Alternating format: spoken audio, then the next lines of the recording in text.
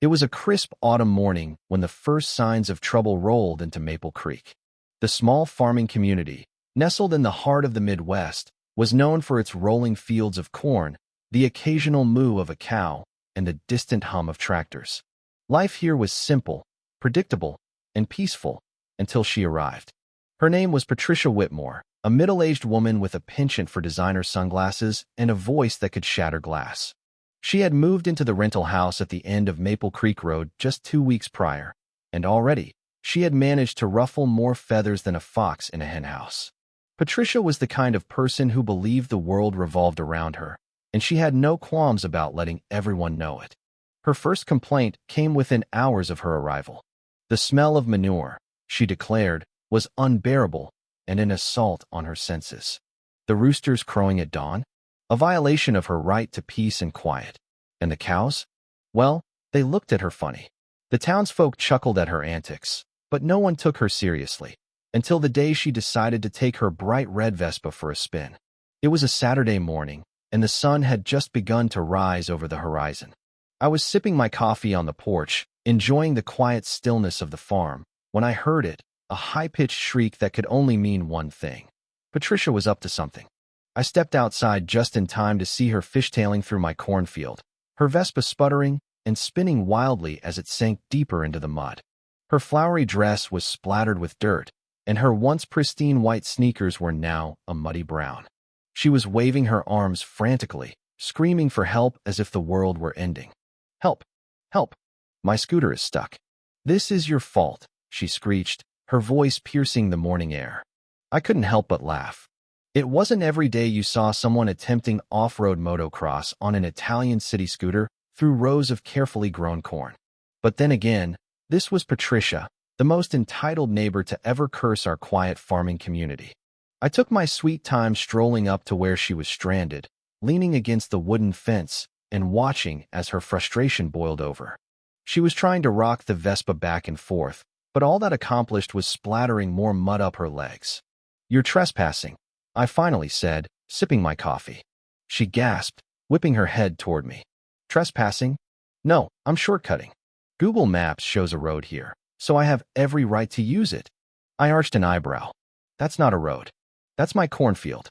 "Then why does it look like a path?" she demanded, throwing her hands in the air as if I were the unreasonable one. "Because it's where my tractor drives, Patricia." She made a dramatic noise, her nostrils flaring. "Well, this is absurd. Why would you plant crops in a place where people might drive through?" "Because it's a farm," I replied, trying to keep my tone even. Her eyes narrowed, and she crossed her arms. "I demand you get my scooter out of this disgusting mess immediately. I have somewhere to be." I took another sip of coffee, savoring the moment. "I could," I said, dragging the words out slowly. "But that depends on whether or not you finally admit that cutting through my land was a dumb idea." Patricia's lips tightened into a thin line, her pride battling against the obvious. She looked down at her Vespa, now tilted at an angle like a sinking ship, the back wheel nearly submerged in the thick mud. She tried once more to rev the engine, but the only result was a wet splurch as more dirt was sucked into the tires. "This is a nightmare," she muttered under her breath. "This thing cost me a fortune." I tilted my head. "Seems like you should have spent some of that fortune on a vehicle meant for, I don't know, actual roads." Patricia huffed and crossed her arms. "I can't believe this. You have to help me. I'll have you know my husband is a lawyer, and if you don't..." I held up a hand. "Patricia, your husband doesn't have jurisdiction over my land. And if we're throwing legal terms around, you're the one trespassing. Technically, I could charge you for damages." Her eyes widened as if the concept of facing consequences had never occurred to her. "Damages? But it's just some corn." "Just some corn," I repeated, feigning deep offense. "Patricia, do you know how long it takes to grow a healthy cornfield? For months. For months of planting, watering, weeding, and keeping pests away. And you just flattened a whole row in 20 seconds. If that's not impressive, I don't know what is." She looked over her shoulder at the trail of destruction she had left in her wake, a deep groove running through my field where her scooter had skidded, several corn stalks crushed beneath the tires. It was as if someone had dragged a rolling pin straight through my livelihood. Patricia shifted uncomfortably. "Okay, fine. I may have made a slight miscalculation. I let out a low whistle. A slight miscalculation? That's like calling a tornado a light breeze. She shot me a glare. Are you going to help me or not? I sighed, setting my coffee down on a nearby fence post. All right. Let me grab my tractor. Her face instantly lit up, but the moment I started walking toward the barn, she called out, Wait. No. You're not dragging my Vespa out with that beastly thing, are you? I turned back, frowning. Well, how else are we getting it out? You could lift it out. Patricia looked at me expectantly. You could lift it out. I stared at her. She was serious. I let out a long sigh, rubbing my temples. You really don't want me using the tractor, huh? No. It'll scratch the paint. I bit the inside of my cheek, thinking, all right, Patricia.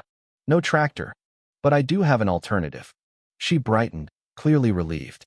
Oh, thank goodness. What is it? I grinned. Daisy. Her brow furrowed. Who's Daisy? I pointed to the pasture behind me. There, standing tall and proud, was Daisy, my biggest, strongest mule. She flicked her ears lazily, chewing on some hay. Patricia's expression twisted. You can't be serious. Oh, I'm very serious, I said, walking toward Daisy's pen. She's pulled heavier loads than that little scooter of yours. Patricia made a strangled noise. No. You are not letting some filthy farm animal touch my Vespa. Then I guess your Vespa stays stuck, I said with a shrug. She sputtered, glancing between me, the sinking scooter, and the massive mule. Her face twisted with internal conflict. Finally, she groaned, throwing her hands up in defeat. Fine, she snapped. Just get it out. I grinned, grabbing Daisy's harness. You got it. As I led Daisy toward the crime scene, I could barely contain my laughter. Patricia had no idea what she had just agreed to, and this was only the beginning. Daisy the mule was a professional. She had pulled wagons, hauled sacks of feed, and even dragged a broken-down truck out of the mud once. But today, she was about to do something far more entertaining, save a very stubborn woman and her very expensive scooter from a mess of her own making. I secured the rope around the Vespa's handlebars, making sure it was tight enough to hold but loose enough not to snap anything important. Patricia, still covered in mud and fuming like a kettle on the verge of boiling, hovered over my shoulder, wringing her hands as if sheer nervous energy could keep her scooter intact. You're sure this won't damage it? She asked for the 10th time. As sure as I am that this whole situation is ridiculous, I replied, patting Daisy's side. Patricia let out a sharp breath, crossing her arms. This is just unacceptable. I should not have to go through this kind of humiliation. I chuckled, giving Daisy the signal to start moving. Oh, I think you should consider it a life lesson. Daisy took a strong step forward, the rope pulling taut as the Vespa groaned under the strain. The back wheel lifted slightly before sinking back into the mud. Patricia let out a horrified gasp, clutching her chest like she had just watched a priceless work of art go up in flames. Careful. That's an imported vehicle, she shrieked. You don't say. I muttered, trying to hide my smirk. Daisy gave another strong tug, and the Vespa lurched forward, the back tire finally coming unstuck. Unfortunately for Patricia, the sudden movement sent a fresh wave of mud flying directly at her face. There was a wet splatter, a moment of silence, and then a high-pitched shriek as she stumbled backward, sputtering and flailing. I bit my tongue so hard I almost drew blood. Laughing now would definitely get me sued. Patricia wiped at her face, her expensive sunglasses now coated in brown sludge. This is disgusting. I look like. I can't even say it. I pretended to examine her. Well, if I had to guess, I'd say you look like someone who just learned not to drive a Vespa through a cornfield. She glared at me, her face still dripping. You are enjoying this, aren't you? A little bit, I admitted, giving Daisy a congratulatory pat as she finally freed the scooter from the worst of the mud. The Vespa now sat on solid ground. Though it was far from the pristine piece of machinery it had been before Patricia's little adventure. Mud was caked into every crevice, the wheels were coated in dirt, and the seat had a suspicious-looking splatter of something I didn't even want to identify. Patricia gasped in horror, rushing to her scooter. It's ruined. Ruined. I tilted my head. It's a little dirty, sure, but it still runs, right? She turned the key in the ignition. The Vespa gave a sickly cough before stalling out. Patricia let out a sound somewhere between a groan and a scream. This is your fault, she snapped. If your farm wasn't so poorly maintained, I wouldn't have gotten stuck in the first place. I let out a slow, deliberate breath, counting to 5 in my head to keep from saying something that would land me in trouble. Patricia, let me ask you something. If you walked into someone's house uninvited, spilled coffee on yourself, and then blamed them for putting a couch in your way, how do you think that would go? She blinked at me. That's not the same thing at all. It's exactly the same thing, I said, pointing at the damaged field behind her. You cut through my property without permission, got yourself stuck, and now you want to act like this is somehow my responsibility. Her mouth opened and closed like a fish gasping for air. Clearly, the logic was hitting her brain at a pace slower than molasses in winter. This isn't over, she finally muttered, pulling her phone from her mud-soaked purse. I'm calling the sheriff. I raised an eyebrow. Oh, please do. She hesitated, clearly expecting me to back down. When I didn't, she pressed the call button with an exaggerated flourish and lifted the phone to her ear. Yes, hello, Sheriff. I need to report a crime. I snorted. This was about to be good. A few minutes later, Sheriff Tom's cruiser rolled up the dirt road, kicking up dust as it came to a stop near the field. Sheriff Tom was a man who had dealt with all kinds of nonsense in our small town, but even he wasn't prepared for what he saw when he stepped out of his car. He took in the scene.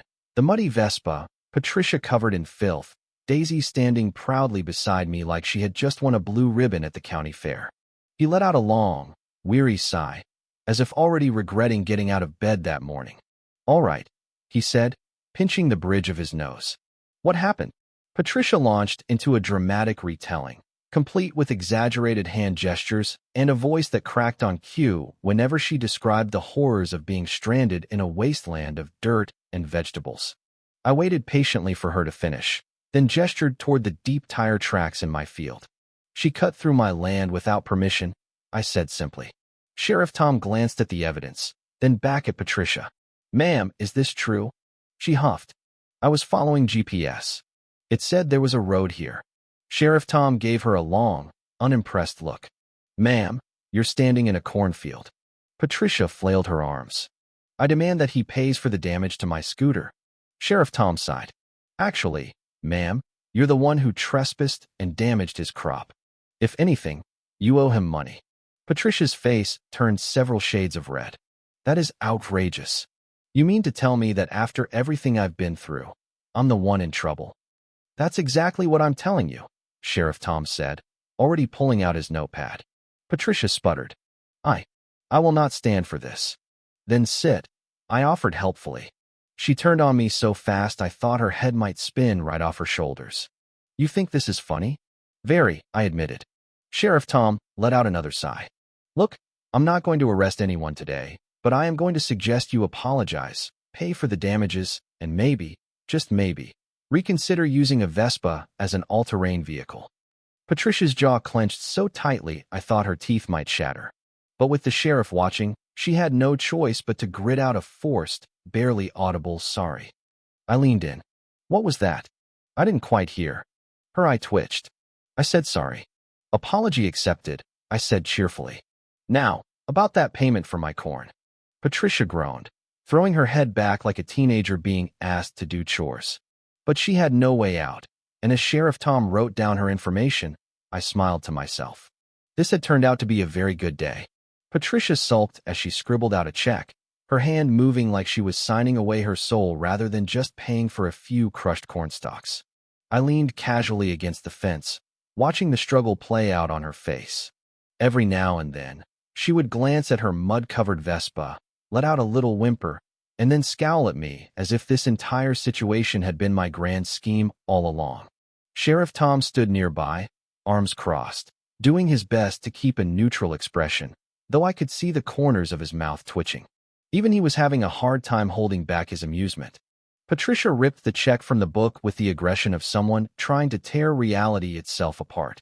She practically threw it at me. There. Happy now. I examined it slowly, making a show of holding it up to the light. I suppose this will do. Patricia groaned, running her hands through her mud-streaked hair. I just want to leave this godforsaken place. I gestured to her Vespa, still covered in a thick layer of dirt and grass. Be my guest. Although I'd recommend hosing that thing down before you try riding it, unless you want to be permanently glued to the seat. She stomped toward the scooter, shaking her head in absolute disbelief at how her day had spiraled into this mess. With great reluctance, she straddled it and turned the key. The engine sputtered weakly, coughed out a sad little puff of smoke, and died. Patricia froze, her jaw tightening as she tried again. Same result. Again, nothing. I folded my arms, watching. That's unfortunate. Patricia whipped around, eyes burning. Fix it. I let out a low whistle. Patricia, I'm a farmer, not a mechanic. You did this, she accused, pointing a shaking finger at me. I raised an eyebrow. I'm pretty sure you did this when you plowed through my field like it was the Daytona 500. Sheriff Tom sighed, rubbing his temples. Ma'am, you're going to have to call a tow or a mechanic. Patricia's nostrils flared. I don't need a tow. I just need this ridiculous thing to start. She tried again, twisting the throttle aggressively this time. The Vespa made a noise somewhere between a dying cat and a chainsaw before lurching forward half a foot, just enough to send Patricia toppling sideways into a fresh puddle of mud. There was silence. A long, beautiful silence. Then, from across the fence, Daisy the mule let out what could only be described as a chuckle. I lost it. I doubled over, laughing so hard my ribs hurt. Sheriff Tom had to turn away to hide his face, his shoulders shaking. Even my dog, Max, who had been lounging nearby, let out a low, amused whine. Patricia, on the other hand, lay sprawled in the mud, her fists clenched, her eyes wide with horror. That's it, she whispered, pushing herself up slowly. I am done with this nightmare town. She ripped off her muddy sunglasses, flung them to the ground, and stormed off down the dirt road, leaving her Vespa abandoned like a wounded soldier. Sheriff Tom watched her go, shaking his head. You going to keep that as a trophy? He asked, nodding toward the scooter. I smirked. Nah, I'll have Hank from the auto shop pick it up. Maybe he can salvage something out of it. We watched as Patricia disappeared over the hill, still muttering angrily to herself. Sheriff Tom let out a long breath. I give it 2 weeks before she moves out. Generous estimate, I said, wiping tears of laughter from my eyes. Turns out, I was right. 2 weeks later, the for rent sign went up in front of Patricia's house. No warning, no goodbye, just a silent retreat in the dead of night. The town breathed a collective sigh of relief. My farm, at last, was at peace again. To celebrate, I invited some friends and neighbors over for a good old-fashioned farm cookout. The grill was fired up, the tables were stacked with food, and as a final tribute to Patricia's legacy, I made sure the menu featured nothing but corn-based dishes. Corn on the cob, cornbread, corn fritters, corn chowder, you name it. People laughed and shared stories, shaking their heads at the absurdity of it all. The highlight of the evening was when Old Man Murphy, who had lived in town longer than anyone, raised a toast to Patricia. May she never find her way back, he said, raising his glass of sweet tea. The crowd erupted into cheers. Just as I was taking a bite of some perfectly buttered corn, I heard the unmistakable sound of tires crunching down my dirt road. I turned, my stomach dropping slightly. A car was approaching. The laughter around me quieted as people followed my gaze. It wasn't Patricia. No, her reign of terror was over. But this car was unfamiliar, a shiny black SUV rolling to a stop just outside my fence. A man stepped out, dressed in slacks and a button-down shirt. He adjusted his sunglasses, looking around with the kind of expression that screamed, I don't belong here. Then, just as I was about to ask what he wanted, he pulled something out of his pocket, a golf club. I narrowed my eyes. No, it couldn't be. Excuse me, the man called, his voice smooth and overly polite. I was just wondering if this was the property that borders Maple Creek. My GPS says there's a golf course here, but all I see are crops. A long silence stretched over the yard. I stared at him. My neighbors stared at him. Even the cows in the field stopped chewing and stared at him. Then, slowly, I stood up, brushing the dust from my hands. Buddy, I said, you might want to rethink where you're standing right now. The man frowned, looking around. So, there's not a golf course. I inhaled deeply, choosing my words carefully. No, there is not. Oh, he said, rubbing his chin. Well, that's strange. My GPS definitely led me here. I glanced at Sheriff Tom, who had also noticed the growing pattern of people relying way too much on technology and way too little on common sense. "You're new in town, huh?" I asked. The man nodded. "Just moved into a rental down the road." "Of course," I said, turning back to my guests and shaking my head. "Well, folks, looks like we got a fresh one." A groan rippled through the crowd. Someone muttered, "Not again." Sheriff Tom sighed, already pulling out his notepad. "All right," he mumbled. "Let's get this over with." The man still looked confused. "Wait, did I say something wrong?" I clapped a hand on his shoulder. "Not yet, but give it time." The guy blinked. The cows mooed. Daisy flicked her tail. And just like that, I knew my peaceful days were over again. The man, who introduced himself as Greg, stood there looking utterly perplexed. He held the golf club like it was some kind of lifeline, his eyes darting between me, Sheriff Tom, and the sea of corn that stretched out behind us. The crowd at the cookout had gone silent, all eyes on the newcomer who had just stumbled into our little slice of rural chaos. "Let me get this straight," I said, crossing my arms. "Your GPS told you there was a golf course here?" Greg nodded, still clutching the golf club.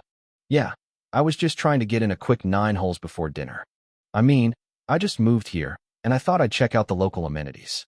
But, this doesn't look like a golf course."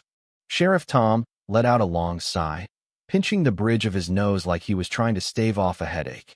"Son, this is a farm.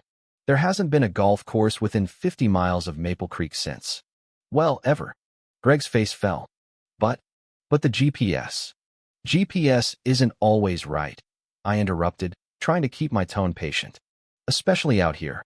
Sometimes it thinks a tractor path is a road, or a cornfield is a golf course. You gotta use a little common sense." Greg looked around, his expression a mix of confusion and embarrassment. I guess I should have realized that.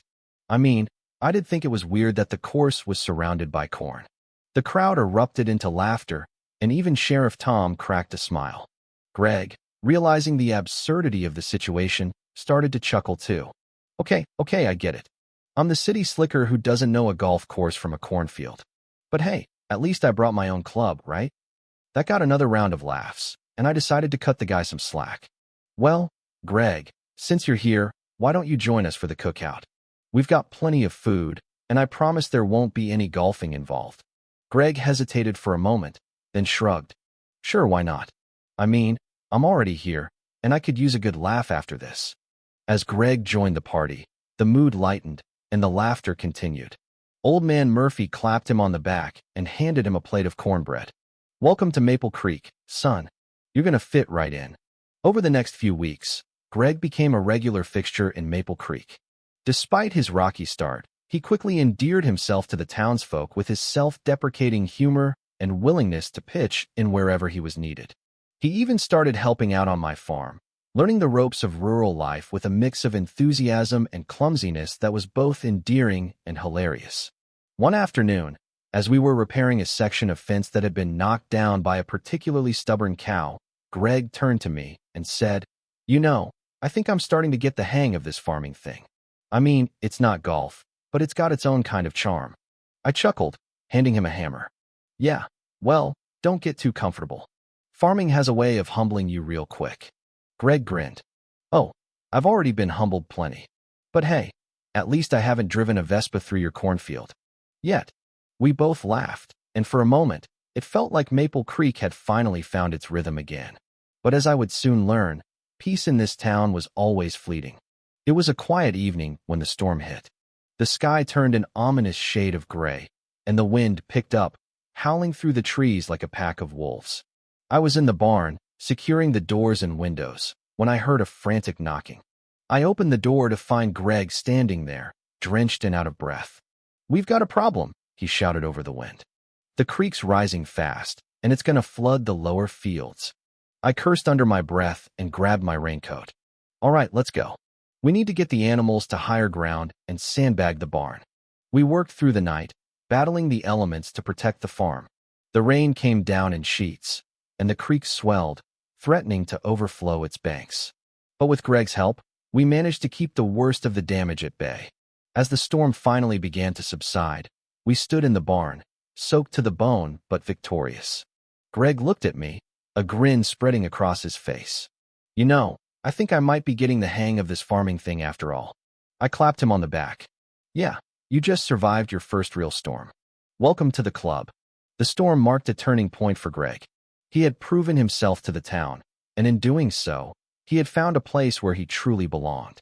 He started helping out more on the farm, and even began dating one of the local women, a teacher named Sarah, who had a knack for keeping him in line. As for me, I couldn't help but feel a sense of pride. Maple Creek had a way of bringing people together, of turning strangers into family. And as I looked out over the fields, now bathed in the golden light of the setting sun, I knew that no matter what challenges lay ahead, we would face them together. The days of Patricia's chaos were behind us, and a new chapter was beginning. And as long as we had each other, I knew we could handle whatever came our way. Thank you for taking the time to listen to today's story on Store of Good Stories.